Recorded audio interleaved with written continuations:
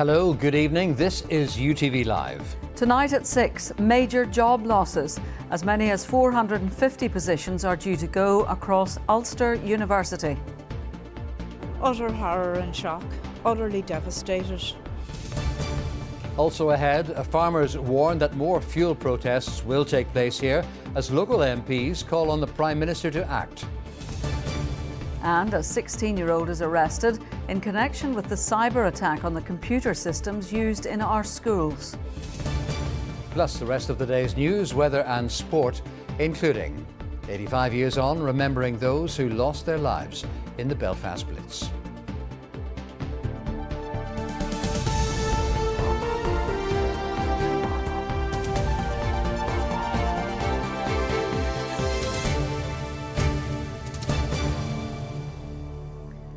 As many as 450 jobs could be lost at Ulster University. Details of the cuts emerged after meetings with staff earlier today. The university says redundancies across the higher education sector have become unavoidable. Unions say they are shocked by the scale of the cuts, describing the news as devastating. Our economics correspondent Jordan Moats reports. 3 years ago this week, Ulster University was in celebration mode. US President Joe Biden officially opened the new flagship campus in Belfast. That was a moment when the university looked to the future, but that future brought financial difficulties, with staff today being told savings of £25 million have to be found, with potentially 450 staff to be made redundant. Utter horror and shock, utterly devastated, shaking with shock. It is devastating for individuals, for their family, for students currently at the university, for future students coming to the university, and also for any staff that are going to be left behind in terms of their workload. It's hoped their savings can be made through a voluntary redundancy scheme, with a consultation now underway, but the university didn't rule out compulsory redundancies. In a statement, Ulster University said redundancies across the higher education sector have become unavoidable. Ulster University has sought to hold off making redundancies while continuing to work with the Department for the Economy through their reviews on possible changes to the HE funding model in Northern Ireland. It's recently been made clear to us that a sustainable funding model is not going to be forthcoming, and regretfully, we must now act to reduce our costs. It wasn't really a meeting, it was more like an announcement. There was no right of reply, no taking questions. We didn't have the opportunity to give any feedback whatsoever. We've tried to ask some of the finer detail on this to the senior leadership, and we haven't had any detail forthcoming. So we would like to know that too. We would like to know what the impact on courses is going to be, the impact on students who are already here, students who are already enrolled. Will their courses look the same when they finish? And there has been very little detail and very little nuance on what's going to happen. We would love to know more as well, and we'd like the senior leadership to be more engaged with us, not the way they have been so far. Just over 3,000 people are employed by the university across all of its campuses. These job losses would result in a reduction in the total workforce by around 15%, and it's not clear just yet where exactly will be affected most. Jordan Moats, UTV Live at Ulster University. Farmers are warning that more protests over fuel prices and the cost of living are to be expected across Northern Ireland. Slow-moving convoys of tractors and other vehicles brought disruption to a number of major roads here yesterday, with 8 people being handed fixed penalty notices for driving offences. One farmer has told UTV the protesters feel they have no choice. Sarah O'Kane reports. It was a day of disruption, and now we're being told there's more to come, despite some protesters being hit with driving offences by police. Sam Hanna from Ballygowan was back on his farm today after taking part in the protest on the Sydenham bypass. He is now facing legal action. Last night, just after 8 o'clock, 2 police officers arrived at my door to offer me a summons for court or take 3 points and a fine. Other people might say you should have known better, you shouldn't have been there, but at the same time, we're trying to make a stand here. It's a bit extortionate, the reaction to this, being at the house within 6 hours of the protest. We're just going to have to see what happens. I'll get a date for court and we're going to have to go and fight it, and I would advise anybody else that gets a date for court we're going to have to get together and go together. The PSNI say a proportionate policing response was implemented to ensure public safety and to help minimise disruption. And during the policing operation, the drivers of a number of vehicles were issued with fixed penalty notices for traffic offences, and others were cautioned for public order offences. The protests are all about soaring fuel and cost of living prices. Tractors and lorries lapped Ballygolly in County Tyrone into the night. At one stage, the convoy had around 100 slow-moving vehicles. Gavin Condy, a local farmer and contractor, was one of them and warns it's not over yet. Yes, definitely there will be more protests as a whole. It's not just Northern Ireland, South of Ireland, it's the 32 counties. We all need to get together and we all need to just keep fighting for what we believe in, and it needs to happen. What would you say to those who think you shouldn't be blocking roads? They are going to be affected and they will be affected. There has to be more protests and there has to be something else done. Yes, we understand 100%, and everybody was extremely good yesterday. Everybody is watching out for a case of ambulances and fire services need to get through.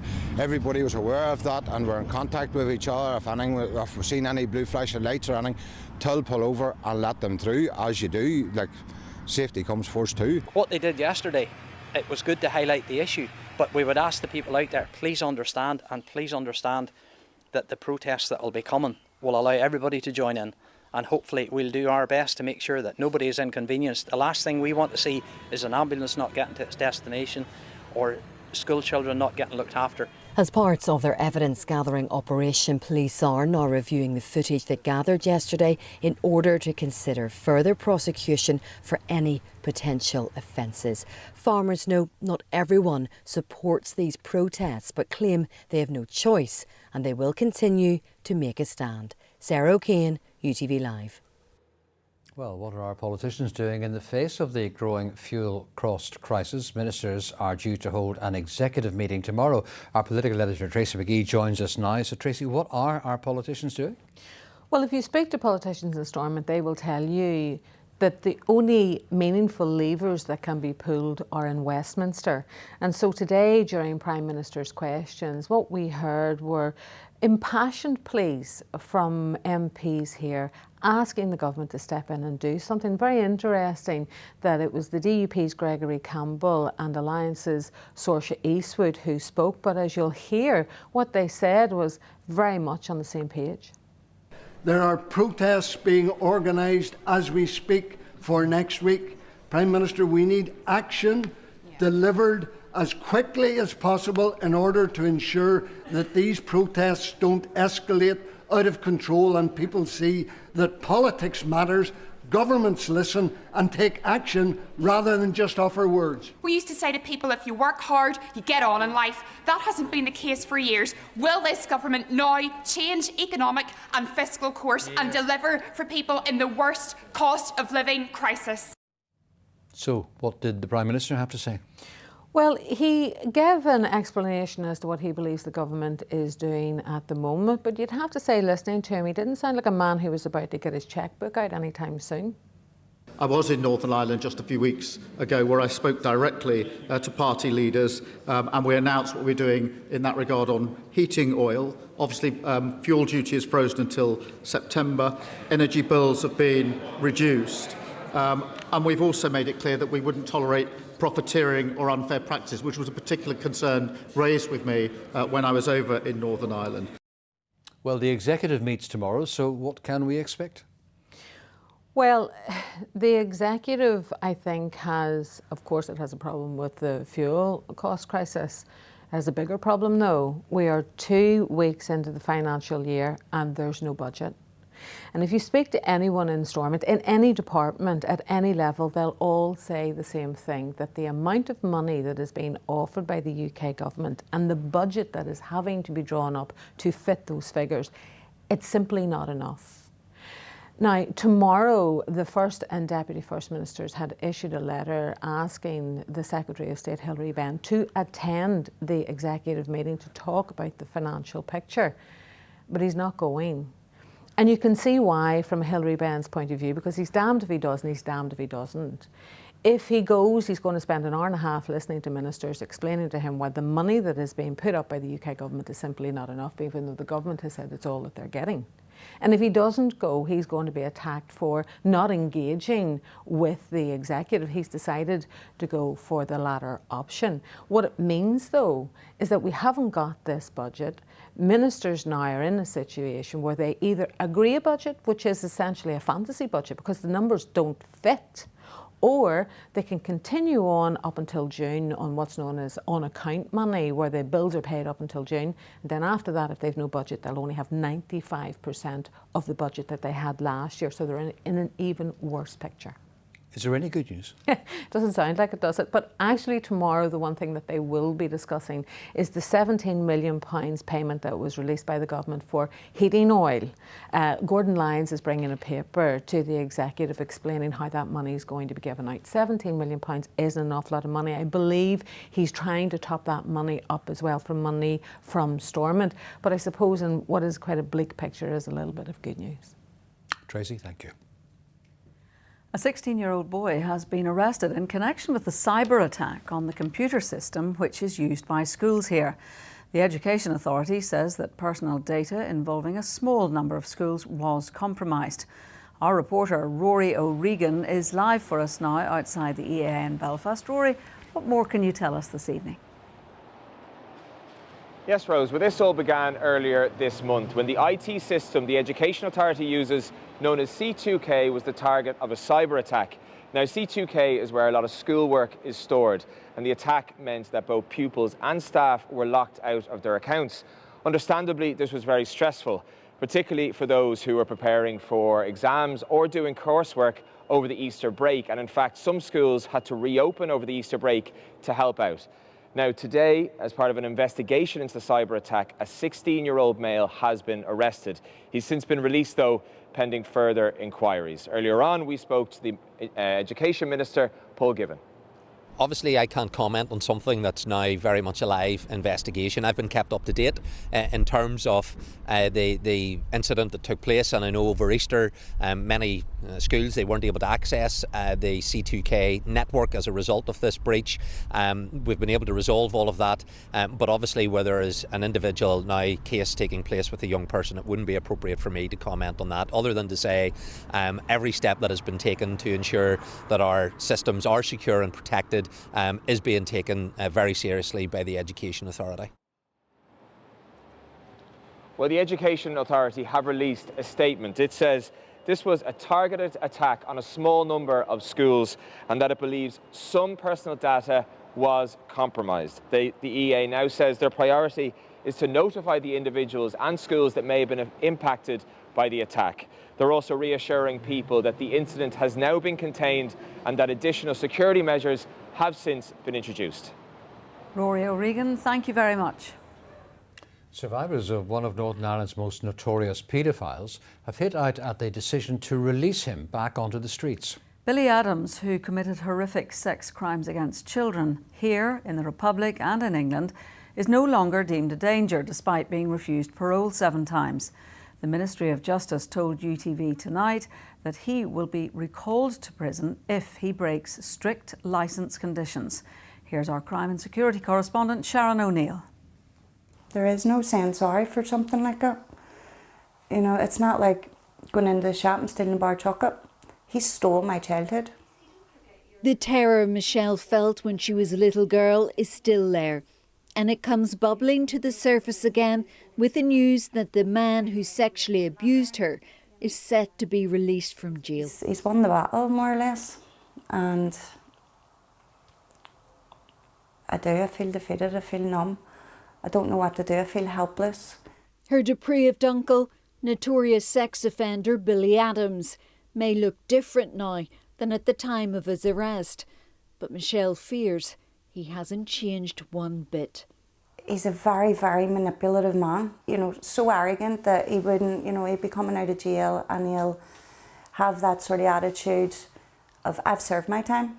I, you know, can do whatever I want now. And as he's, you know, coming out, his goal is just going to be to reoffend. I have no doubt about it. You know, You're convinced of that? I am convinced of, you know, that is the first thing that he is going to do when he gets out. He's been in jail for 20 plus years. The 58-year-old is nearing the end of a life sentence at this prison in England for horrific crimes against a schoolgirl here.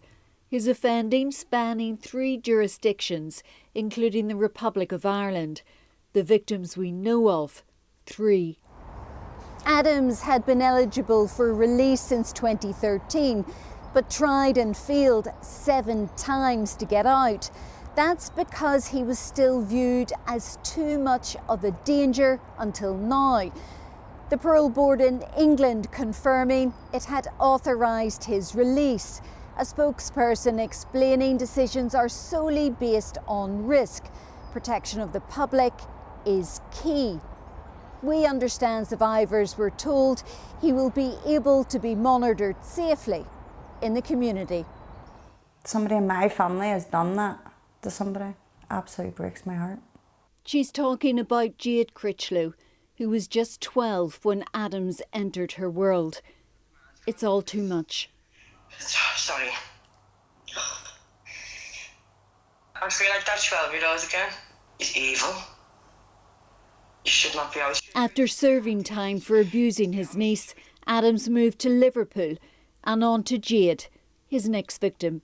He would later be handed that life sentence for the awful abuse he inflicted. What would you say to the authorities tonight?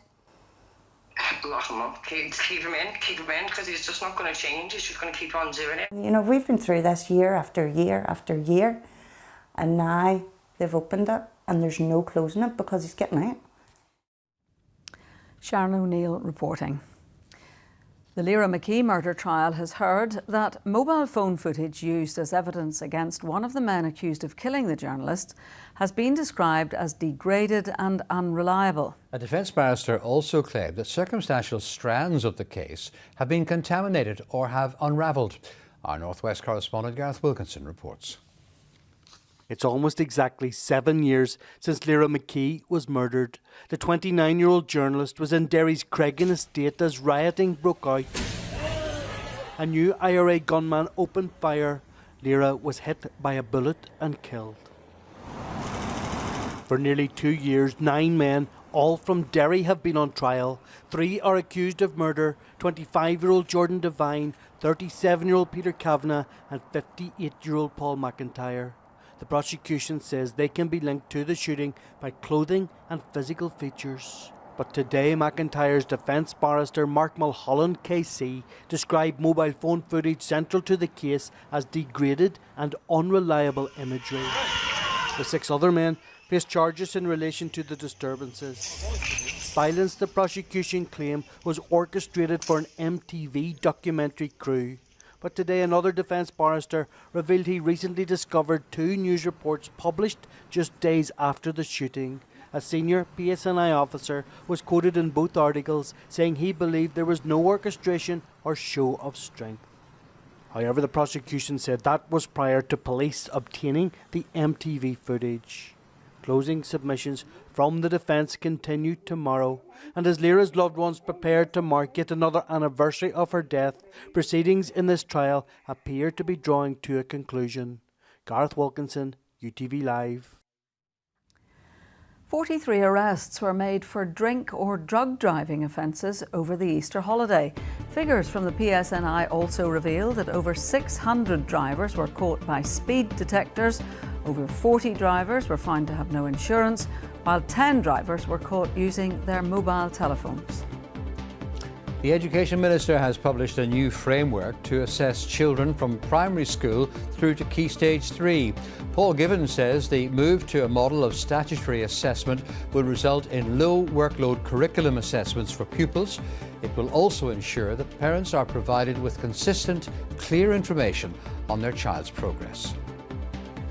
The public has been urged to report any sightings of Asian hornets in County Down. It comes after a nest belonging to the invasive species was found in Dundonald in October. The Department for Agriculture, Environment and Rural Affairs has begun monitoring the area. Asian hornets pose a risk to native insects and could have a serious impact on biodiversity and crop pollination. Time now to look at the headlines making tonight's ITV News at 6:30. Here's Mary Nightingale. Coming up in the evening news, how was a prisoner who sexually assaulted a 14-year-old girl accidentally freed early from prison? The government releases its report. Trucks begin the task of removing huge mountains of waste illegally dumped in Oxfordshire. And Harry's candid comments as he talks about therapy on his trip down under. Oh, do join me for those stories and more at 6:30. Families have gathered at the Northern Ireland War Memorial Museum to mark 85 years since the Belfast Blitz. A wreath-laying ceremony has taken place at the museum in remembrance of the nearly 1,000 people who were killed in the 1941 air raids. Katie Andrews reports. Inside the Northern Ireland War Memorial Museum, families gather in quiet reflection. A wreath is laid. 85 years on from the Belfast Blitz, the memories remain, and so does the loss. In 1941, 4 devastating air raids tore the city. Homes destroyed, streets reduced to rubble, nearly 1,000 people were killed. 85th anniversary. For many here, this is not just history, it's personal. Stephen Chambers' grandmother Mary Coyle survived the Blitz, but her father Patrick Power and her 3 siblings did not. Their house was bombed. My grandmother was also my great-grandmother was pregnant at the time, and ultimately they lost everyone. My grandmother lost her siblings, her father, and only herself and her mother survived and had to be dug out from the rubble. For families like Stephen Chambers, the Belfast Blitz is more than a moment in history. It's something that has been passed down through generations. It's so immortalised in our family. It's not something that would get us down, but it's something we have nearly pride over for our grandmother's story and how she rose out of that and became just a phenomenal person. And you never saw her where she wasn't smiling and wasn't laughing. But my great-grandmother too, I knew up until about the age of 13 or 14. And she was extremely inspirational. She, again, loved life, was always smiling, and again, that was passed on down through the generations. Now, this new memorial aims to ensure those lives are never forgotten. On one hand, of course, it's a focus on the history, but then it's always a focus on the ability of people, to come together, to help each other, and to survive situations like that. It's a beautiful memorial, a lot of detail, a lot of thought has went into it. Hugely important for Belfast to remember those who sadly lost their lives in that awful evening. Belfast has never been the same again, the devastation that was caused, and it's something that has to be remembered, especially the families who lost loved ones. As those affected continue to share their stories, this memorial, set to be installed at Cathedral Gardens next year, will stand as a lasting tribute to the lives lost and to a city that endured. Katie Andrews, UTV Live. The new Northern Ireland manager, Michael McArdle, got off to a winning start with the women's football team last night. They defeated Malta 4-0 at Mourneview Park to pick up their first points of the World Cup qualifying campaign. Hearts winger Kerry Halliday found the net twice and set up Jolie Andrews for her goal. Danielle Maxwell got the fourth. Northern Ireland will hope to build on the result as they face the same opponents in Malta on Saturday. We felt tonight that, especially playing at home, and massive thanks to the Gabba for everyone coming out today, because it's been a difficult day in the roads, and for everyone to get here tonight, really appreciate it, and for those at home that couldn't make it, appreciate it as well, and hopefully the girls put on a performance that gives them pride, as they always do, but also an exciting performance. Mark Allen has said that he has been inspired by Rory McIlroy's heroics on the golf course. He spoke as he was preparing to travel to the World Snooker Championship in Sheffield this week. Allen watched McIlroy defend his Masters title on Sunday and believes that he can take the same belief and resilience into the only major tournament he is yet to win as he chases snooker's Triple Crown. Here's our sports correspondent, Ruth Gorman. Since turning professional, Mark Allen has been trying to win the World Championship. When he gets underway at the Crucible this weekend, it will be his 20th attempt at lifting snooker's top prize. Everyone grows up wanting to be world champion, and that's the one thing missing from my CV. So I still believe I've got another 5 years at the top of the game at least, I'm looking after myself, no better off the table as well, so hopefully I'll give myself a bit more time. So yeah, there's still time to do it. It'd be nice to do it this year though. What would it mean to become a world champion? Yeah, everything. You start out in the game. I started when I was 12 years of age. You want to be world champion, you want to be world number one. Obviously I got to world number one a couple of years ago, but still missing that world championship. So it would complete my CV. Not saying for a second that I would take the foot off the gas and not try and win more, but until that gets added, I'll feel like there's definitely something missing. Alan has been inspired by back-to-back Masters champion Rory McIlroy, who took 17 attempts to win his first green jacket. I feel like our careers have been quite similar in a way that we came through at the same time. We've both been world number one. His parents made similar sacrifices as mine. All the years of anguish and pressure, and he spoke openly about how it's just hard to win the Masters, whether you're defending champion or not. So the World Championships is like my Masters, and I do still think I'll do it. I have that confidence, that belief, and I think that that's what carried Rory through for all those years. That's what I keep going to Sheffield with every year.